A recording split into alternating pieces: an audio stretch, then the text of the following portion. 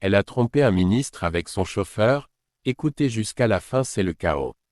Les femmes sont toujours insatisfaites. Pourquoi? Je suis Madame X. J'ai 55 ans, mère de 5 enfants. Je vis au Congo-Kinshasa. Je sais que beaucoup vont me condamner, mais j'encaisse. J'ai juste besoin de vos conseils s'il vous plaît. Voici mon histoire. Je viens d'une famille très pauvre. C'était très difficile à l'époque. On manquait de nourriture, de vêtements, et même parfois d'espoir. Un jour, le destin change. Je croise mon premier mari dans un supermarché. Il m'aborde et me demande mon numéro. Je le lui ai donné. 2 jours plus tard, il m'appelle et m'invite chez lui. En tout cas, il était vraiment sérieux, le gars. Chose incroyable, il était aussi célibataire. Il m'avait juste dit qu'il avait épousé une femme, mais malheureusement il n'avait pas eu d'enfant.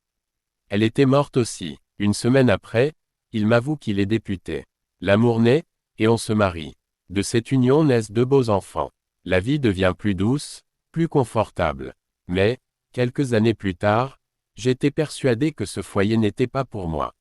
Je ressentais toujours l'envie d'aller chercher ailleurs. Une fois, il m'invite à une fête d'anniversaire d'un collègue à lui. Il y avait beaucoup de gens renommés, en particulier un ministre. Il ne me quittait pas des yeux, au point que je me suis senti mal à l'aise et suis allé aux toilettes. Face à cette situation, il envoie l'un de ses gardes me donner son numéro et me dire de chercher un jour pour l'appeler. J'ai pris le numéro et je l'ai presque abandonné dans mon sac. Un jour, on a eu une vraie dispute avec mon mari. On s'est tous les deux énervés et il est sorti. En restant seul, j'ai pensé directement à ce monsieur. J'ai pris son numéro et je l'ai appelé. On a fixé un rendez-vous et on s'est vu. Quelques jours plus tard, j'ai fini par céder et on a couché ensemble. Le gars m'avait tellement impressionné que je ne sentais presque plus la présence de mon mari à la maison. Quelques jours plus tard, mon mari découvre que je le trompais. Il n'a pas voulu élever le drapeau. Il a appelé mes parents et a tranché, je devais partir et lui laisser les enfants. Comme je ne voulais pas attirer l'attention des gens, je suis parti calmement. 3 ans après, ce monsieur vient voir mes parents et organise un mariage. Cela s'est bien passé. Il était si puissant et plus riche. Avec lui, nous avons fondé une nouvelle famille et accueilli 3 enfants, 2 filles et un garçon. Aux yeux du monde, j'avais tout pour être heureuse. Un mari aimant, de beaux enfants, une maison luxueuse et une vie sécurisée. Pourtant, je n'étais pas comblé.